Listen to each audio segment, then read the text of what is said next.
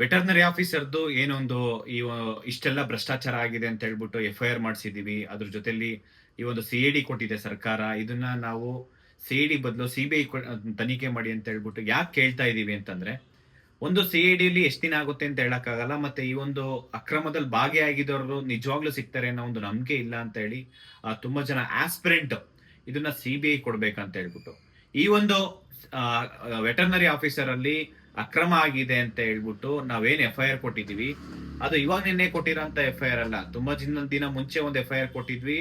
ಅವಾಗ ಏನು ಒಂದು ಕಾಲ್ ರೆಕಾರ್ಡಿಂಗು, ನಾನ್ ಮಾತಾಡಿರೋಂತ ಕಾಲ್ ರೆಕಾರ್ಡಿಂಗು, ಈ ಒಂದು ಏನು ಒಂದು ಸ್ಟಿಂಗ್ ಆಪರೇಷನ್ ಮಾಡಿದ್ವಿ. ಆ ವಿಡಿಯೋ ಮಾಡಿರೋಂತ ಉದ್ದೇಶ ಏನಪ್ಪಾ ಅಂತಂದ್ರೆ, ಮಧ್ಯವರ್ತಿಗಳು ಏನು ಒಂದು ಸ್ಟೂಡೆಂಟ್ಸ್ಗೆ ಫೋನ್ ಮಾಡಿ 80 ಲಕ್ಷ 60 ಲಕ್ಷ 1 ಕೋಟಿ ಡಿಮ್ಯಾಂಡ್ ಮಾಡಿದ್ದಾರೆ ಅಂತ ಹೇಳಿ ಆ ನಂಬರ್ಸ್ ಬಂದಾಗ ವೆಟರ್ನರಿ ಆಫೀಸರ್ಸ್ ಅಂದ್ರೆ ಡಾಕ್ಟರ್ ವೆಟರ್ನರಿ ಆಸ್ಪಿರೆಂಟ್ಸ್ ಅವರೇ ಸ್ವತಃ ಬಂದು ನಂಬರ್ ತಗೊಂಬಂದು ನನಗೆ ಈ ಒಂದು ಸ್ಟಿಂಗ್ ಆಪರೇಷನ್ ಅಂದ್ರೆ ಫೋನ್ ಮಾಡಿ ಕೇಳಿದ್ದಕ್ಕೆ ಈ ಒಂದು ವಿಚಾರ ಗೊತ್ತಾಗಿದ್ದು. ಅಲ್ಲಿವರೆಗೂ ಯಾರ್ಯಾರು ಏನ್ ಮಾಡಿದ್ದಾರೆ ಅಂತ ಗೊತ್ತಿಲ್ಲ. ಅದೇ ವ್ಯಕ್ತಿ ಫೋನ್ ಅಲ್ಲಿ ಹೇಳ್ತಾನೆ, ನಾನು ಇನ್ನೂ ಇದಕ್ ಮುಂಚೆ ಇಬ್ರಿಗೆ ಮಾಡಿಸ್ಕೊಟ್ಟಿದ್ದೀನಿ ನಿಮ್ದಿರ್ಲಿ ವೆಟರ್ನರಿಯಲ್ಲಿ, ಇದು ಬಿಟ್ಟು ಬೇರೆಯವ್ರಿಗೆ 35 ಜನ ಬೇರೆ ಬೇರೆ ಎಕ್ಸಾಮ್ಸ್ ಅಲ್ಲಿ ಮಾಡಿಸ್ಕೊಟ್ಟಿದ್ದೀನಿ ಅಂತೇಳಿ. ಅದ್ರ ಜೊತೆ ಬರೀ ಒಬ್ನೇ ಅಂತಲ್ಲ, ಅವನ ಜೊತೆ ಇನ್ನೂ ಬೇರೆಯವನಿದ್ದಾನೆ. ಆ ಮಧ್ಯವರ್ತಿಗಳನ್ನ ಹಿಡಿದು ಅವ್ರ ಹತ್ರ ಶಿಕ್ಷೆ ಆಗ್ಬೇಕು, ಅದನ್ನ ಆ ವ್ಯವಸ್ಥೆ ಆಗ್ತಾ ಇಲ್ಲ ಇಲ್ಲಿ. ಅವ್ರದ್ದು ಫೋನ್ ಅಲ್ಲಿ ಎಲ್ಲಾ ಡೀಟೇಲ್ಸ್ ಇತ್ತು. ಫೋನ್ ನಾವು FIR ಮಾಡಿ ಇದ್ ಮಾಡಿದಾಗ ಆ ಒಂದು ರಿಟ್ರೀವ್ ಮಾಡಿ ಫರ್ದರ್ ಪ್ರೋಸೆಸ್ ಮಾಡೋದಕ್ಕೆ ಸುಮಾರು 1-2 ತಿಂಗಳು ತಗೊಂಡಿದ್ದಾರೆ. ಅವಾಗ್ಲೇ ಈ ಒಂದು ಪ್ರೋಸೆಸ್ ಮಾಡಿ ಯಾರೆಲ್ಲ ರಿಸಲ್ಟ್ಸ್ ಬರೋದಕ್ ಮುಂಚೆನೆ ಈ ಪ್ರೋಸೆಸ್ ಮಾಡಿದಿದ್ರೆ ಯಾರ ಕಲ್ಪ್ರಿಂಟ್ ಯಾರಿದ್ದಾರೆ, ಇಲ್ಲ ಯಾರ ಅಕ್ರಮದಲ್ಲಿ ಭಾಗಿಯಾಗಿದ್ದಾರೆ ಅಂತ ಗೊತ್ತಾಗ್ತಿತ್ತು. ಈಗ ಗೊತ್ತಾಗ್ಲಿಲ್ಲ ಅಂತಾನೆ ಈಗ ಸೆಲೆಕ್ಟ್ ಆದ್ಮೇಲೆ ಒನ್ಸ್ ರಿಸಲ್ಟ್ಸ್ ಬಂದಾದ್ಮೇಲೆ ಆ ರಿಸಲ್ಟ್ಸ್ ಅಲ್ಲಿ ತುಂಬಾ ಜನ ಏನು ಹೊರಗಡೆ ಅನಂತಪುರಕ್ಕೆ ಹೋಗಿ ಎಕ್ಸಾಮ್ಸ್ ಕಂಡಕ್ಟ್ ಮಾಡಿದ್ದು, ಎಕ್ಸಾಮ್ಸ್ ಅಂದ್ರೆ ಹುಡುಗರ್ನ ಕರ್ಕೊಂಡೋಗಿ ಅವ್ರನ್ನ ಕ್ವಶನ್ಸ್ ಕೊಟ್ಟು ಟ್ರೈನ್ ಅಪ್ ಮಾಡಿ ಆ ಕ್ವಶನ್ಸ್ ಮಗ್ಅಪ್ ಮಾಡಿ ಮತ್ತೆ ಎಕ್ಸಾಮ್ ಸೆಂಟರ್ ಕರ್ಕೊಂಡ್ ಬಂದಿರೋದು. ಬರೀ ಅದೊಂದೇ ಕೇಸ್ ಅಲ್ಲ, OMR ಶೀಟ್ಸ್ ಫಿಲ್ ಮಾಡಿದ್ದಾರೆ. ನೀವು ಇದು ಎಲ್ಲಾದು ಬಿಡಿ, ಟಾಪರ್ಸ್ ಏನಿದ್ದಾರೆ ಈ ಗೋಲ್ಡ್ ಮೆಡಲ್ ತಗೊಂಡಿರೋಂಥವ್ರು ಈ ಎಕ್ಸಾಮ್ ಪಾಸ್ ಮಾಡಿಲ್ಲ. ಈ ಎಕ್ಸಾಮ್ಸ್ ಪಾಸ್ ಮಾಡಿದ್ರು ಕೆಲವೊಬ್ರು ಏನೋ ಒಂದು ಕ್ಯಾಟಗರಿ ಸೀಟ್ಸ್ ಅಷ್ಟೇ ಉಳಿಸಿದ್ದಾರೆ KPSC ಅಲ್ಲಿ.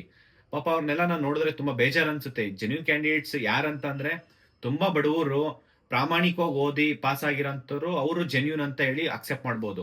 ಇಲ್ಲಿ ಡಿಫ್ರೆನ್ಶಿಯೇಟ್ ಮಾಡಕ್ ಆಗ್ತಾ ಇಲ್ಲ. ಅದಕ್ಕೆ ನಾವು CBI ತನಿಖೆ ಮಾಡಿ ವಿತ್ ಇನ್ 1 ತಿಂಗಳಲ್ಲಿ ಅದು ತನಿಖೆ ಮಾಡಿ ಯಾರೆಲ್ಲ ಅಕ್ರಮದಲ್ಲಿ ಭಾಗಿಯಾಗಿದ್ದಾರೆ ಅವ್ರಿಗೆ ಶಿಕ್ಷೆ ಕೊಡಿ, ಪ್ರಾಮಾಣಿಕ ಅಭ್ಯರ್ಥಿಗಳಿಗೆ ನ್ಯಾಯ ಸಿಗ್ಬೇಕು ಅಂತ ಹೇಳಿ ಹೋರಾಟ ಮಾಡ್ತಾ ಇರೋಂಥದ್ದು. ಅದು ಬಿಟ್ರೆ ಬೇರೆ ಇನ್ನೇನು ಇಲ್ಲ. ಯಾಕೆಂದ್ರೆ ಯಾರ ಮೇಲೆ FIR ಆಗಿದೆ, ಯಾರಾದ್ರೂ ಅಕ್ರಮದಲ್ಲಿ ಭಾಗಿಯಾಗಿದ್ದಾರೆ, ನಮಗೆ ವೆಟರ್ನರಿ ಆಫೀಸರ್ ಯಾರಂತಾನೆ ನನಗೆ ಗೊತ್ತಿಲ್ಲ. ಆದ್ರೂ ಈ ಅಕ್ರಮ ಆಗಿದೆ ಅಂತ ಹೇಳಿ ಇದ್ರಲ್ಲಿ ನಾನೇ ಸ್ವತಃ ಫೋನ್ ಮಾಡಿದ್ಮೇಲೆ ಗೊತ್ತಾಯ್ತು.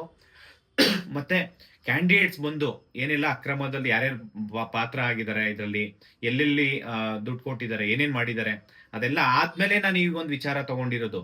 ಸುಮ್ನೆ ಯಾವುದೇ ಕಾರಣಕ್ಕೂ ತಗೊಂಡಿಲ್ಲ. ಈಗ ಕೆಲವು ಕ್ಯಾಂಡಿಡೇಟ್ಸ್ ಮಾತಾಡ್ತಾರೆ, ನಾವು PSI ಸ್ಕ್ಯಾಮ್ ಆದಾಗ ಎಕ್ಸಾಮ್ ಮಾಡಿಸಿದಾಗ ಅದು ಕೂಡ ಹಿಂಗೆ ಫ್ರೀಡಂ ಪಾರ್ಕ್ ಅಲ್ಲಿ ಬಂದು ನಾನು ಇಷ್ಟು ದೊಡ್ಡ ಬುಕ್ ಓದ್ದೆ, ನಾನು ಅವ್ರು ಇಡೀ ರಾತ್ರಿ ಬರೀ 2 ಗಂಟೆ ಮಲ್ಕೊಂತಿದ್ದೆ. ಫಸ್ಟ್ ರ್ಯಾಂಕ್ ಕ್ಯಾಂಡಿಡೇಟ್, ಅದು ಹುಡುಗಿ ಹೇಳ್ತಾ ಇದೀನಿ, ಹುಡುಗಿ ಬಂದು ಫ್ರೀಡಂ ಪಾರ್ಕ್ ಅಲ್ಲಿ ಪ್ರೊಟೆಸ್ಟ್ ಮಾಡಿದಾಗ ಅವ್ರು ನೋಡಿದ್ರೆ CID ತನಿಖೆ ಮಾಡಿದಾಗ ಅವರೇ ಕಲ್ಪ್ರಿಂಟ್, ಅವರೇ ಅಕ್ರಮದಲ್ಲಿ ಭಾಗಿಯಾಗಿದ್ರು. ಸುಮಾರು 113 ಜನ ಕ್ಯಾಂಡಿಡೇಟ್ ಸಿಕ್ಕಾಕೊಂಡಿದ್ದು 545 ಸ್ಕ್ಯಾಮ್ ಅಲ್ಲಿ. ಇವಾಗ ನಾನು ಈ ವೆಟರ್ನರಿ ಆಫೀಸರ್, ಯಾಕೆಂದ್ರೆ ಇವರೆಲ್ಲ ಡಾಕ್ಟ್ರು, ನಾನು ಅಪ್ರಿಶಿಯೇಟ್ ಮಾಡ್ತೀನಿ. ಅಂದ್ರೆ ಎಲ್ಲ ಆಲ್ ಡಾಕ್ಟರ್ಸ್ ಆರ್ ಗುಡ್ ಅಂತ ನಾನು ಯಾಕೆಂದ್ರೆ ಅವರಿಗೆ ಒಂದು ರೆಸ್ಪೆಕ್ಟ್ ಕೊಡ್ತೀನಿ. ಎಲ್ಲ ಡಾಕ್ಟರ್ಸ್ ಈ ತರ ಭಾಗಿಯಾಗಿರಲ್ಲ ಅಕ್ರಮದಲ್ಲಿ, ಅದರಲ್ಲೂ ಹೆಣ್ಮಕ್ಳು ಈ ಕೆಲಸ ಮಾಡಿರಲ್ಲ ಅಂತ ಹೇಳಿ ಒಂದು ನಂಬಿಕೆ ಇದೆ. ಆ ಒಂದು ರೆಸ್ಪೆಕ್ಟ್ ಕೊಡ್ತೀನಿ. ಯಾಕೆ ಅಂತಂದ್ರೆ ವೆಟರ್ನರಿ ಆಫೀಸರ್ಸ್ದು ಯಾಕೆಂದ್ರೆ ಅವರು ಡಾಕ್ಟರ್, ಪಶು ಅಂದ್ರೆ ಮೂಕ ಜೀವಿಗಳಿಗೆ ಒಂದು ಚಿಕಿತ್ಸೆ ಕೊಡೋದಂತಂದ್ರಾಗ ಅವ್ರು ಪ್ರಾಮಾಣಿಕವಾಗಿ ಪಾಸ್ ಆಗಿರ್ತಾರೆ. ಯಾರು ಬಡವರು ಅಂತವ್ರ ಪರವಾಗಿ ನಾನು ನಿಂತ್ಕೊಂತೀನಿ. ಜೆನ್ಯೂನ್ ಕ್ಯಾಂಡಿಡೇಟ್ಸ್ ಬಡವರು ಅಂತಂದಾಗ ಈ ಟಾಪರ್ಸ್ ಏನಿದ್ದಾರೆ, ಈ ಪಾಪ 10 ವರ್ಷ ಓದಿದೀನಿ 6 ವರ್ಷ ಓದಿದೀನಿ ಅಂತಾರೆ. ಅವ್ರ ಸ್ಕೋರ್ ಎಷ್ಟಿದೆ ಅಂತಂದ್ರೆ ಔಟ್ ಆಫ್ 600ಗೆ 10 ವರ್ಷ ಓದಿರೋರಿಗೆ 6 ವರ್ಷ 5 ವರ್ಷ 10 ವರ್ಷ ಓದಿರೋಂತ ಅವ್ರ ಸ್ಕೋರು 234 240 250 260 ಇದೆ. 1 ವರ್ಷ 2 ವರ್ಷ ಡಿಗ್ರಿ ಪಾಸ್ ಆಗಿರೋಂಥವ್ರು, ಇಲ್ಲ 3 ವರ್ಷದಲ್ಲೇ ಓದಿರೋಂಥವ್ರು 480 490 460 ಹೆಂಗ್ ಸಾಧ್ಯ ಇದೆ ಹೇಳಿ. ಸಪೋಸ್ ನೀವೆಲ್ಲ ಸೆಲೆಕ್ಟ್ ಆಗಿದ್ದೀರಾ ಅಂತಂದ್ರೆ ನಮ್ಮ ಹೋರಾಟದಿಂದ ನೀವು ಸೆಲೆಕ್ಟ್ ಆಗಿದ್ದೀರಾ ಆ ಕ್ಯಾಟಗರಿಯಿಂದ. ಮೇ ಬಿ ಆ ಕ್ಯಾಟಗರಿಯಿಂದ ಇಲ್ಲಿ ಯಾರಿಗೂ ಸಿಗ್ಲಿಲ್ಲ, KPSC ಮೆಂಬರ್ಸ್ಗೆ, ಚೇರ್ಮನ್ಗೆ ಆ ಕ್ಯಾಂಡಿಡೇಟ್ಸ್ ಸಿಗ್ಲಿಲ್ಲ. ಹಂಗಾಗಿ ನೀವು ಕ್ಯಾಟಗರಿಯಲ್ಲಿ ಸೆಲೆಕ್ಟ್ ಆಗಿದ್ದೀರಾ, ಲೋಯೆಸ್ಟ್ ಮಾರ್ಕ್ಸ್ ಅಲ್ಲಿ ಸೆಲೆಕ್ಟ್ ಆಗಿದ್ದೀರಾ. ನೀವು ಮೇ ಬಿ ನೀವೇ ಪ್ರಾಮಾಣಿಕವಾಗಿ ಎಕ್ಸಾಮ್ಸ್ ಕಂಡಕ್ಟ್ ಮಾಡಿದ್ರೆ ನೀವು ಟಾಪರ್ಸ್ ಇರ್ತೀರಿ. ಇದರಲ್ಲಿ ಟಾಪರ್ಸ್ ಯಾರಿದ್ದಾರೆ ಅಷ್ಟು ಜನ ಅಕ್ರಮದಲ್ಲಿ ಭಾಗಿಯಾಗಿರೋಂಥವ್ರು. ನಿಮಗೆ ಒಂದ್ ಹೇಳ್ತೀನಿ ಕೇಳಿ, ಇದು ಸ್ಟೂಡೆಂಟ್ಸ್ ಹೇಳಿರೋಂಥದ್ದು. ಸ್ಟೂಡೆಂಟ್ಸ್ ಒಬ್ರು ಹೆಸರು ಹೇಳಲ್ಲ, ಅಯ್ಯರ್ ಅಂದ್ರೆ ಗ್ರೂಪ್ ಎ ಆಫೀಸರು ಅವ್ರು ಕಳ್ಸಿರೋಂಥದ್ದು ಯಾರ ಮನೆಗೆ? ಸಾವ್ಕಾರ್ ಶಿವಶಂಕರಪ್ಪರ್ ಆಫೀಸು. KPSC ಬಿಟ್ರೆ ಇಲ್ಲೊಂದು ಆಫೀಸ್ ಇದೆ, ಬಸವೇಶ್ವರ ನಗರದಲ್ಲಿ ಒಂದು ಆಫೀಸ್ ಇದೆ, ಕಲಬುರಗಿಯಲ್ಲಿ ಒಂದು ಆಫೀಸ್ ಇದೆ ದೊಡ್ಡದು. ಈ ಆಫೀಸಿಗೆ ಹೋಗಿ ಕಾಂಟ್ಯಾಕ್ಟ್ ಮಾಡಿದಾಗ ಏನ್ ಹೇಳಿದ್ದಾರೆ ಅಂತಂದ್ರೆ, ಜನರಲ್ ಮೆರಿಟ್ ಅಲ್ಲಿ ಇಲ್ಲ, ಸೀಟ್ ಇಲ್ಲ, ಖಾಲಿ ಆಗಿದೆ, ನೀವು ಕ್ಯಾಟಗರಿ ಇಲ್ಲಾದ್ರೆ ಬೇಕಾದ್ರೆ ಏನಾದ್ರು ಪ್ರಯತ್ನ ಮಾಡ್ಬೇಕು. ಇನ್ನು ಮುಂಚೆ ಬಂದಿದ್ರೆ ನಿಮ್ಮನ್ನು ಅನಂತಪುರದಲ್ಲಿ ಬ್ಯಾಚ್ ಅಲ್ಲಿ ಅವ್ರ ಕಡೆ ಅಲ್ಲಿ ಕಳ್ಸಿಕೊಟ್ಬಿಟ್ಟು ನಿಮ್ಗೂ ಮಾಡಿಸ್ಕೊಡ್ತಿದ್ದೆ ಅಂತೇಳಿ ಸ್ವತಃ KPSC ಚೇರ್ಮನ್ ಹೇಳ್ಬಿಟ್ಟು ಕಳ್ಸಿದಾರಂತೆ. ಇದನ್ನ ತನಿಖೆ ಮಾಡಿ, KPSC ಚೇರ್ಮನ್ ತನಿಖೆ ಮಾಡಿ. ನಾವ್ ಹೇಳ್ತಾ ಇದ್ದೇವೆ ಅವ್ರ ರಿಲೇಟಿವ್ಸ್ ಅಂತ. ರಿಲೇಟಿವ್ಸ್ ಇದಾರ, ಯಾರಿದ್ದಾರೆ ಅಂತ ಹೇಳ್ಬಿಟ್ಟು ಗೊತ್ತಾಗುತ್ತೆ. ಒಂದೇ ಊರಲ್ಲಿ ಅವ್ರ ಊರಲ್ಲೇ ಹೆಂಗ್ ಸೆಲೆಕ್ಟ್ ಆಗ್ತಾರೆ, ಅವ್ರ ಡಿಸ್ಟಿಕ್ ಅಲ್ಲೇ ಹೆಂಗ್ ಸೆಲೆಕ್ಟ್ ಆಗ್ತಾರೆ. ಮತ್ತೆ ಇನ್ನೂ ಒಂದು ಕೇಸ್ ಹೇಳ್ತೀನಿ ನಿಮ್ಗೆ. ಮ್ಯಾಕ್ಸಿಮಮ್ 10 ಕಿಲೋಮೀಟರ್ 15 ಕಿಲೋಮೀಟರ್ ಡಿಸ್ಟೆನ್ಸ್ ಅಲ್ಲಿ ಇಬ್ರು ಕ್ಯಾಂಡಿಡೇಟ್, ಅವರು ಡಿಗ್ರಿಯಿಂದ ಒಂದೇ ಬ್ಯಾಚ್ಮೆಂಟ್, ಒಂದೇ ಇದು, ಎಲ್ಲಾ ಕಡೆ ಒಂದೇ ಅಂದ್ರೆ ಬ್ಯಾಚ್ ಅಲ್ಲಿ ಇರೋಂಥವ್ರು ಇಬ್ರದ್ದು ಸೇಮ್ ಮಾರ್ಕ್ಸ್ ಇದೆ. ಔಟ್ ಆಫ್ 600ಗೆ 460 6.5 ಏನೋ ಒಂದು ಸೇಮ್ ಮಾರ್ಕ್ಸ್. 0.5 ಕೂಡ ಸೇಮ್ ಇದೆ ಅಂತಂದ್ರೆ, ಇವ್ರು OMR ಶೀಟ್ ಅಲ್ಲೂ ಕೂಡ ಸೇಮ್ ಅಂದ್ರೆ ಕ್ವಶನ್ಗೆ ಅಟೆಂಡ್ ಮಾಡಿರ್ತಾರೆ, ಇಲ್ಲಾಂದ್ರೆ ಸೇಮ್ ಅಷ್ಟೇ ಆ ಕ್ವಶನ್ ಪಾಸ್ ಆಗಿರ್ತಾರೆ. ಅಂದ್ರೆ ಅಷ್ಟು ಮಾರ್ಕ್ಸ್ ಸೇಮ್ ಕ್ವಶನ್ಸ್ಗೆ ಕರೆಕ್ಟ್ ಆಗಿರುತ್ತಂತಂದ್ರೆ ಇವ್ರ ತರದ ತನಿಖೆ ಮಾಡಿ. ಔಟ್ ಆಫ್ 600ಗೆ ಪಾಪ ಇವತ್ತು ಯಾರೋ ಮಾತಾಡ್ತಿದ್ರು 1-3% ಭ್ರಷ್ಟಾಚಾರ ಆಗಿರ್ಬೇಕಂತ ಹೇಳಿ. ನಾವು 1% ಒಂದು ಪೋಸ್ಟ್ ಕೂಡ ಏನೋ 2-3% ಭ್ರಷ್ಟಾಚಾರ ಆಗಿರ್ಬೋದು, ಅವರಿಂದ ನಮಗೆ ಅನ್ಯಾಯ ಆಗ್ತಿದೆ ಅಂತ ಹೇಳಿ. ಇವತ್ತು 2-3%, ನಾಳೆ 20%, ನಾಳೆ 50%. ಇದು ಹಿಂಗೆ ಯಾಕಾಗಲ್ಲ? ಇದು ನಮ್ಮ ಹೋರಾಟ ಕಂಪ್ಲೀಟ್ ಭ್ರಷ್ಟಾಚಾರ ಮುಕ್ತ ನೇಮಕಾತಿ ಆಗ್ಬೇಕು ಅಂತ ಹೇಳಿ. ಒಂದು ಪೋಸ್ಟ್ ಕೂಡ ಯಾರಿಗೂ ಅಕ್ರಮದಲ್ಲಿ ಭಾಗಿಯಾಗಿ ದುಡ್ಡು ಕೊಡುವಂತವ್ರಿಗೆ ಕೆಲಸ ಸಿಗ್ಬಾರ್ದು ಅಂತ ಹೇಳಿ ನಾವು ಹೋರಾಟ ಮಾಡ್ತಾ ಇರೋಂಥದ್ದು. ಈ ಒಂದು ಹೋರಾಟ ಮಾಡ್ತಾ ಇರೋಂತ ಉದ್ದೇಶ ಏನಂತಂದ್ರೆ, ಪ್ರಾಮಾಣಿಕವಾಗಿ ನೋಡಿ ಪಾಪ ಕೆಲವೊಂದು ಹೆಣ್ಮಕ್ಳು ಬಂದು ಕಣ್ಣಲ್ಲಿ ನೀರ್ ಹಾಕ್ತಾರೆ. ನಂದು 10th ಪರ್ಸೆಂಟೇಜ್ 99, 98, PUC ಪರ್ಸೆಂಟೇಜ್ 97, 98% ಇದೆ.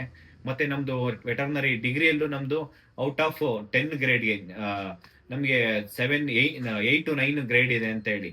ಅಂದ್ರೆ ಅಷ್ಟಿದ್ರೂ ಕೂಡ ನೀವು ಪಾಸ್ ಆಗ್ತಾ ಇಲ್ಲ. ಇಷ್ಟು ಪ್ರಾಮಾಣಿಕವಾಗಿ ಓದಿ ಇವರು ರಾತ್ರಿ ದುಡ್ಡು ಕೊಟ್ಟು ಎಲ್ಲೋ ಕರ್ಕೊಂಡು ಹೋಗಿ ಎಕ್ಸಾಮ್ ಪಾಸ್ ಆಗ್ತಾ ಇರ ಅಂತವ್ರ ಮೇಲೆ ಸೀರಿಯಸ್ ಆಗಿ ತನಿಖೆ ಆಗ್ಬೇಕು ಇವತ್ತು. ಸುಮ್ನೆ ಏನೇನೋ ಮಾತಾಡ್ತಾ ಇಲ್ಲ ನಾವು KPSC ಮೇಲೆ. ಬರೀ ಇದೊಂದೇ ಅಂತಲ್ಲ, KPSC ಚೇರ್ಮನ್ ಸ್ವಂತ ಇಬ್ರು ಮಕ್ಳುನ ಒಂದೇ ಎಕ್ಸಾಮ್ ಅಲ್ಲಿ ಪಾಸ್ ಆಗ್ತಾರ ಅಂತಂದ್ರೆ, ಇಂಥದ್ರಲ್ಲಿ ವೆಟರ್ನರಿ ಆಫೀಸರ್ ಅಲ್ಲಿ ಕ್ವಶನ್ ಪೇಪರ್ ಡೀಲ್ ಆಗ್ದಿರ ಇರುತ್ತಾ? ನೀವು ಯಾವುದೇ ಕಾರಣಕ್ಕೂ KPSC ಇರೋಂಥವ್ರಾಗಿರ್ಬೋದು, ಹೊರಗಡೆ ಇರೋಂಥವ್ರಾಗಿರ್ಬೋದು, KPSC ಬಗ್ಗೆ ಯಾರು ಡಿಫೆಂಡ್ ಮಾಡ್ಕೊಳೋಂತ ಅವಶ್ಯಕತೆ ಏನಿಲ್ಲ.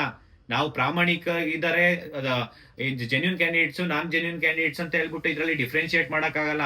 ಫಸ್ಟ್ CBI ತನಿಖೆ ಕೊಡಿ. ಅಷ್ಟಿತ್ತಂದ್ರೆ CBI ತನಿಖೆ ಕೊಡಿ ಸರ್ಕಾರ. ಯಾಕೆ CID ತನಿಖೆ ಕೊಟ್ಟಿದ್ರ ಇಷ್ಟು ಕೇಳಿದ್ಮೇಲೆ? ಇವತ್ತು ಸ್ಟೂಡೆಂಟ್ಸ್ ಕೇಳ್ತಾ ಇರೋದು CBI ತನಿಖೆ ಕೊಡಿ, ಒಂದೇ ತಿಂಗಳಲ್ಲಿ ಮುಗಿಸಿ. ಯಾರು ಬೇಡ ಅಂತ ಹೇಳಿದ್ರು? ಇವತ್ತು ಕಂಪ್ಲೇಂಟ್ ಕೊಟ್ಟಿರೋ ಉದ್ದೇಶ ಏನು? ಇವತ್ತು ಇಷ್ಟು ಸ್ಕೋರ್ ಆಗೋದಕ್ಕಾಗಲ್ಲ. ಮತ್ತೆ ವಿಡಿಯೋದಲ್ಲಿ ಮಾತಾಡಿದಾರೆ, ಇಷ್ಟು ಪ್ರೂಫ್ ಇದೆ. ಪ್ರೈಮ್ ಆಫೀಸ್ ಇದ್ರೇನೆ ನೀವು FIR ಮಾಡಕ್ಕಾಗುವಂತದ್ದು. ಎಂಟೈರ್ ಲಿಸ್ಟ್ ಮೇಲೆ ಒಂದು ತನಿಖೆ ಮಾಡಿ. ಈಗ ಟಾಪ್ ಕ್ಯಾಂಡಿಡೇಟ್ಸ್ ಇದಾರಲ್ಲ, ಒಂದ್ 50 ಜನ 100 ಜನ ಕ್ಯಾಂಡಿಡೇಟ್ಸ್ ತಗೊಂಬನ್ನಿ. 400 ಎಬೋ ಇರೋರ್ನ ನಿಲ್ಸಿ ಹೋಯ್ತು. ಅವ್ರು ಎಷ್ಟ್ ಜನ ಬಡವರು ಇದಾರೆ, ಎಷ್ಟ್ ಜನ ಶ್ರೀಮಂತರಿದ್ದಾರೆ ನೋಡಿ. ಯಾರು ಬಡವರು ದುಡ್ಡು ಕೊಡಕ್ಕಾಗಲ್ಲ ಗೊತ್ತು. 80 ಲಕ್ಷ 1 ಕೋಟಿ ಕೊಡಕ್ಕಾಗಲ್ಲ. ಅಲ್ಲಿರೋಂಥವ್ರೆಲ್ಲ ಶ್ರೀಮಂತರಿದ್ದಾರೆ, ಜಮೀನ್ ಮಾರಿ ಕೊಟ್ಟಿರ್ತಾರೆ, ಸಾಲ ಮಾಡಿ ಕೊಟ್ಟಿರ್ತಾರೆ. ಅಂತವ್ರನ್ನ ನೋಡಿ. ಯಾರು ಇಲ್ಲಿ ಇದು ಆಗಿರೋದೇ 8 ವರ್ಷ 10 ವರ್ಷಕ್ಕೆ ಒಂದು ನೋಟಿಫಿಕೇಶನ್ಸ್. ಇದೇನ್ ಪ್ರತಿ ಒಂದು ವರ್ಷನೂ ನೋಟಿಫಿಕೇಶನ್ಸ್ ಆಗ್ತಾ ಇಲ್ಲ. ಇದು ಸರ್ಕಾರ ತಪ್ಪಿದೆ. KPSC ಮೆಂಬರ್ಸ್ಗೆ ಒಬ್ಬೊಬ್ರಿಗೆ 10-20 ಕೋಟಿ ಯಾಕೆ ತಗೊಂಡು ನೀವು ಅಪಾಯಿಂಟ್ ಮಾಡ್ಕೊಂತೀರಾ ಮೆಂಬರ್ಸ್ಗೆ? ಇವತ್ತು ಮೆಂಬರ್ಸ್ ಇಂದ ಈ ಸಮಸ್ಯೆ ಆಗ್ತಾ ಇರೋದು. ತೆಗಿರಿ 16 ಜನ ಮೆಂಬರ್ಸ್. ಯಾರಾದ್ರೂ ರಿಟೈರ್ಡ್ ಒಳ್ಳೆ IAS ಆಫೀಸರ್ ಫೈಂಡ್ ಔಟ್ ಮಾಡಿ, ರಿಟೈರ್ಡ್ ಜಡ್ಜಸ್ ಫೈಂಡ್ ಔಟ್ ಮಾಡಿ, KPSC ಮೆಂಬರ್ಸ್ ಆಗಿ ಮಾಡಿ. ನೀವು ಅದನ್ನ ಬಿಟ್ಟು ಡೈವರ್ಟ್ ಮಾಡೋಂತ ಅವಶ್ಯಕತೆ ಇಲ್ಲ. ಇದನ್ನ ತುಂಬಾ ಸೀರಿಯಸ್ ಆಗಿ ಕ್ರಮ ತಗೊಳ್ಳಿ. ನಾವು ಕೇಳ್ತಾ ಇರೋದು ಇದೆ. ನಾವೇ ನಿಮ್ಮ ಪ್ರಾಮಾಣಿಕವಾಗಿ ಓದ್ತಾ ಇರೋಂಥವ್ರಿಗೆ ನೀವು ನ್ಯಾಯ ಕೊಡೋದ್ರ ಪರವಾಗಿ ನಾವು ನಿಂತ್ಕೊಂಡಿರೋದು. ಒಂದೊಂದು ಸೀಟು ಇಂಪಾರ್ಟೆಂಟ್ ಇದೆ. ಇಂಥವ್ರೆಲ್ಲ ಬಂದು ದುಡ್ಡು ಕೊಟ್ಬಿಟ್ಟು ಅಲ್ಲಿ ಏನು ಮೂಕ ಜೀವಿಗಳಿಗೆ ಏನ್ ಇದು ಟ್ರೀಟ್ಮೆಂಟ್ ಕೊಡ್ತಾರೆ ಇವರು? ಬಡವರೇ ಅಲ್ಲಿ, ಯಾರು ಶ್ರೀಮಂತರು ಇರಲ್ಲ. ಅಲ್ಲಿ ಸಾಕು ಪ್ರಾಣಿಗಳು ಏನಿರುತ್ತೆ, ದನ ಕರುಗಳು, ಯಾರು ಶ್ರೀಮಂತರು ಸಾಕಲ್ಲ ಅದನ್ನ. ಬಡವ್ರು ಸಾಕಂತದ್ದು. ಅವ್ರಿಗೆ ಏನ್ ನ್ಯಾಯ ಕೊಟ್ಟಂಗಾಗುತ್ತೆ? ಇವ್ರು ನಾಳೆ ದಿನ ಹೋಗ್ಬಿಟ್ಟು ಅವ್ರು ಕೆಲಸ ಮಾಡ್ತಾರ? 80 ಲಕ್ಷ 1 ಕೋಟಿ ದುಡ್ಡು ಕೊಟ್ಟು. ದುಡ್ಡು ಕೊಟ್ಟಿರೋದು, ದುಡ್ಡು ಕೇಳಿದ್ರು ನಿಜ, ನಾವು ದುಡ್ಡು ಹಾಕಿರೋದು ನಿಜ. ಆ ಕ್ಯಾಂಡಿಡೇಟ್ಸ್ ಅವರು ಅಕ್ರಮದಲ್ಲಿ ಭಾಗಿಯಾಗಿರೋದು ನಿಜ. ಅವ್ರ ಮೇಲೆ ಶಿಕ್ಷೆ ಬಗ್ಗೆ ಹಾಕ್ಬೇಕು. ಕೆಪಿಎಸ್ಸಿ ಇರೋ ಮೆಂಬರ್ಸ್ ಮೇಲೆ ತನಿಖೆ ಮಾಡಿ, ಒಬ್ಬೊಬ್ರು ಎಷ್ಟೆಷ್ಟು ಅಕ್ರಮ ಮಾಡಿದ್ದಾರೆ ಅಂತ ಹೇಳ್ಬಿಟ್ಟು ಕೆಪಿಎಸ್ಸಿ ಇರೋಂತ ಅಧಿಕಾರಿಗಳ ಮೇಲೆ ತನಿಖೆ ಮಾಡಿ. ಎಷ್ಟು ವರ್ಷದಿಂದ ಆ ಕೆಪಿಎಸ್ಸಿ ಇರೋಂತ ಮೆಂಬರ್ಸ್ ಇರ್ಬೋದು, ಅಲ್ಲಿರೋಂತ drivers, car drivers, group D officers, group C officers ಎಷ್ಟು ಜನ ಇದ್ದಾರೆ, ಕ್ಲರ್ಕ್, ಅವ್ರ ಮೇಲೆಲ್ಲ ಇನ್ವೆಸ್ಟಿಗೇಷನ್ ಮಾಡಿ ಯಾರ್ಯಾರು ಇದ್ದಾರೆ ಅಂತ ಹೇಳಿ. ಫಸ್ಟ್ ಅದನ್ನ ಮಾಡ್ಬೇಕಾಗಿರೋಂಥದ್ದು ಇದು. ನಾನು ಮಾಧ್ಯಮದವರಿಗೆ ದಯವಿಟ್ಟು ನಾನು ಮನವಿ ಮಾಡ್ಕೊಂತೀನಿ, ಈ ಒಂದು ವಿಚಾರವಾಗಿ ಟಾಪ್ ಕ್ಯಾಂಡಿಡೇಟ್ಸ್ ಯಾರಿದ್ದಾರೆ, ಒಂದೇ ಮಾರ್ಕ್ಸ್ 465.5 ಇರೋಂಥವ್ರು, ಒಂದೇ ಸ್ಕೋರ್ ಇರೋಂಥದ್ದು, 480 ಮಾರ್ಕ್ಸ್ ಇರೋದು, 490 ಮಾರ್ಕ್ಸ್ ಇರೋಂತ ಇಂಥವ್ರನ್ನ ಇಂಟರ್ವ್ಯೂ ಮಾಡಿ. ಆಕ್ಚುಲಿ ಅವ್ರ ಇಬ್ರು ಏನು ಒಂದೇ ಮಾರ್ಕ್ಸ್ ತಗೊಂಡಿದಾರಲ್ಲ, ಅವರಿಗೆ ಅವಾರ್ಡ್ ಕೊಡ್ಬೇಕು, ಕರ್ನಾಟಕ ರತ್ನ ಪ್ರಶಸ್ತಿ ಕೊಡ್ಬೇಕು ಅವರಿಗೆ, ಇಲ್ಲಾಂದ್ರೆ ಆಸ್ಕರ್ ಅವಾರ್ಡ್ ಕೊಡ್ಬೇಕಂತವ್ರಿಗೆ. ಒಂದೇ ಸ್ಕೋರು ಅಂತವ್ರಿಗೆ ನೀವು ಸರ್ಕಾರ ಇಂಥವ್ರಿಗೆಲ್ಲ ಇಂಥ ಕೆಲಸ ಮಾಡ್ತಿದ್ದೀರಾ ಅಂತಂದ್ರೆ ಇಂಥವ್ರನ್ನ ಫಸ್ಟ್ ತನಿಖೆ ಮಾಡಿ. ಒಂದೇ ಸ್ಕೋರ್ ಹೆಂಗ್ ಬರುತ್ತದು ಸಾಧ್ಯ ಇದೆ? ಒಂದೇ ಮಾರ್ಕ್ಸ್, ರ್ಯಾಂಕು ಕೂಡ ಒಂದೇ. ಆಯ್ತು, ಒಂದೇ ಪೋಸ್ಟ್ ಇಬ್ರಿಗೂ ಕೊಟ್ಬಿಡಿ, ಆಯ್ತು, ಒಂದೇ ಪೋಸ್ಟ್ ಇಬ್ರಿಗೂ ಕೊಟ್ಟು ಒಂದೇ ಕೆಲಸ ಇಬ್ರು ಕೈಯಲ್ಲಿ ಮಾಡಿಸ್ಕೊಂಬಿಡಿಯಲ್ಲ. ಸರ್ಕಾರದಷ್ಟು ಇದ್ರಷ್ಟು ಭ್ರಷ್ಟಾಚಾರ ಈ ಒಂದು ವ್ಯವಸ್ಥೆ ಹೆಂಗಿದೆ ಅಂತಂದ್ರೆ, ಯಾರು ಅಕ್ರಮದಲ್ಲಿ ಭಾಗಿಯಾಗಿದ್ದಾರೆ, ಯಾರು ಭ್ರಷ್ಟಾಚಾರ ಮಾಡ್ತಿದ್ದಾರೆ ಅಂತವ್ರನ್ನ ಸೇಫ್ ಗಾರ್ಡ್ ಮಾಡೋದಕ್ಕೆ ಈ ಸಿಸ್ಟಮ್ ಸಪೋರ್ಟ್ ಮಾಡ್ತಾ ಇದೆ. ಯಾವುದೇ ಕಾರಣಕ್ಕೂ ಬಿಡಲ್ಲ. ಅದು ಒಬ್ಬರೇ ಆಗಿರ್ಲಿ, ಅಕ್ರಮದಲ್ಲಿ ಒಬ್ಬರೇ ಭಾಗಿಯಾಗಿರ್ಲಿ, 1% ಆಗಿರ್ಲಿ, ಅಂತವ್ರಿಗೆ ಶಿಕ್ಷೆ ಆಗ್ಬೇಕು. ಪಬ್ಲಿಕ್ ಅಲ್ಲಿ ಹೆಂಗ್ ಮಾಡ್ಬೇಕಂತ ಇಂಥವ್ರಿಗೆ ಈ ಒಂದು ಇದನ್ನ ಸರ್ಕಾರ ಗಂಭೀರವಾಗಿ ತಗೊಂಡಿಲ್ಲ ಅಂತಂದ್ರೆ ಯಾವುದೇ ಕಾರಣಕ್ಕೂ ಬಿಡಲ್ಲ. ಪಶು ವೈದ್ಯಾಧಿಕಾರಿಗಳಾಗಿರ್ಬೋದು, ಕೆಪಿಎಸ್ಸಿ ಆಗಿರೋಂತ ಪ್ರತಿಯೊಂದು ಅಕ್ರಮದಲ್ಲೂ ಸಿಬಿಐ ತನಿಖೆ ಆಗ್ಬೇಕು ಅಂತ ಹೇಳ್ಬಿಟ್ಟು ಈ ಮುಖಾಂತರ ನಾನು ಮನವಿ ಮಾಡ್ಕೊಂತೀನಿ. ಇಲ್ಲ ಅಂತಂದ್ರೆ ಇನ್ನೂ ದೊಡ್ಡ ಮಟ್ಟಕ್ಕೆ ಹೋರಾಟ ಮಾಡ್ತೀವಿ.